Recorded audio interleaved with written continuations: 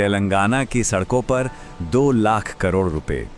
आखिर भारत इतना बड़ा दांव क्यों खेल रहा है? देखिए, ये सिर्फ कंक्रीट और स्टील की कहानी नहीं है, ये है भारत के भविष्य की महत्वाकांक्षाओं की कहानी।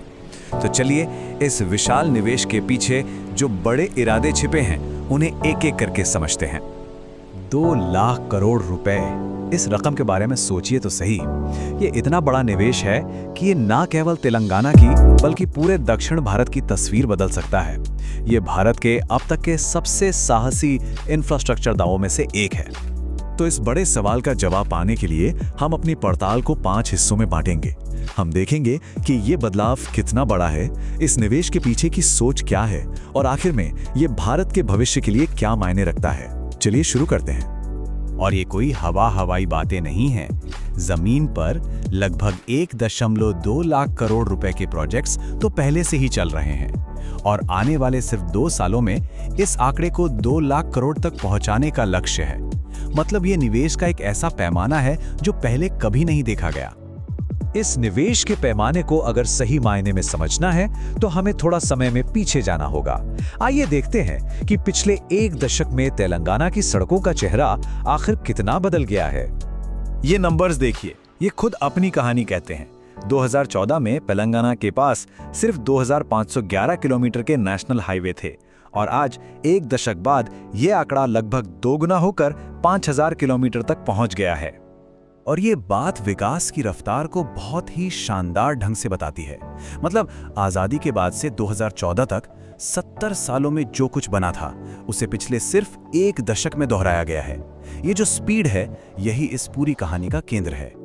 तो सवाल उठता है, भाई ये सब क्यों हो रहा है? लक्ष्य सिर्फ मीलों लंबी सड़कें बनाना नहीं है, इसके पीछे एक बहुत बड़ी स्ट्रैटेजी है, एक सोच जो हैदराबाद शहर के इर्द गिर्द घूमती है।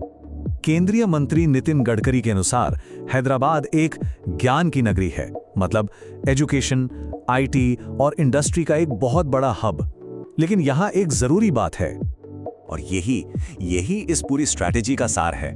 सोच ये है कि ज्ञान अपने आप में काफी नहीं है, उसे धन में, इकोनॉमिक प्रॉस्पेरिटी में बदलना होगा। और जो मॉडर्न इंफ्रास्ट्रक्चर है वो उस ज्ञान को धन से जोड़ने वाला पुल है। इसलिए बड़ा लक्ष्य ये है कि हैदराबाद को सिर्फ तेलंगाना का नहीं बल्कि पूरे भारत का ग्रोथ इंजन बनाया जाए, एक ऐसा पावर हाउस जो पूरे देश के विकास को आगे बढ़ाए। चलिए अब जरा कुछ कॉन्क्रीट प्रोजेक्ट्स को देखते हैं जो इस विशाल निवेश को हकीकत में बदल रहे हैं। ये लिस्ट कुछ सबसे बड़े प्रोजेक्ट्स की एक झलक है। इसमें शहर के चारों ओर एक विशाल रीजनल रिंग रोड यानी आरआर है जो ट्रैफिक कम करेगी। इंदौर और विजयवाड़ा जैसे बड़े शहरों को जोड़ने वाले इकोनॉमिक कॉरिडोर हैं जो व्यापार को गति देंगे और अमरावती तक एक बिल्कुल नया ग्रीनफील्ड एक्सप्रेसवे भी शामिल है। काम का जो स्केल है वो वाकई बहुत बड़ा है। अगर इन प्रोजेक्ट्स का असली असर देखना है तो ये उदाहरण देखिए। हैदराबाद इंदौर कॉरिडोर के पूरा होने पर सेंट्रल इंडिया और साउथ इंडिया के बीच की यात्रा का समय 20 घंटे से घटकर सिर्फ 10 घंटे रह जाएगा, सीधा आधा। सोचिए इससे व्यापार और लोगों की आवाजाही कितनी आसान हो जाएगी। और ये सिर्फ स्पीड के बारे में नहीं है, ये सुरक्षा के बारे में भी है।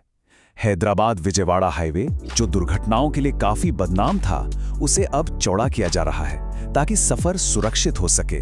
ये दिखाता है कि इंफ्रास्ट्रक्चर हमारी जिंदगी को कैसे सीधे तौर पर प्रभावित करता है। तो आखिर इन सब सड़कों, पुलों और एक्सप्रेसवे का अंतिम मकसद क्या है? ये सिर्फ घंटों को मिनटों में बदलने का खेल नहीं है, लक्ष्य इससे कहीं ज्यादा बड़ा है। अंतिम लक्ष्य 1 नंबर में छिपा है, 5 घंटे। विजन ये है कि तेलंगाना के किसी भी कोने से राजधानी हैदराबाद तक पहुंचने में 5 घंटे से ज्यादा का समय ना लगे। यह पूरे राज्य को एक साथ बुनने और हर क्षेत्र को विकास की मुख्य धारा से जोड़ने की एक बहुत ही महत्वाकांक्षी योजना है। तेलंगाना का ये विशाल परिवर्तन हमें एक बड़े सवाल पर सोचने के लिए छोड़ देता है। जब स्टील और कंक्रीट से सड़कें बनती हैं तो क्या वे सिर्फ रास्ते बनाती हैं या एक क्षेत्र और उसके लोगों के लिए एक नया भविष्य भी लिखती हैं?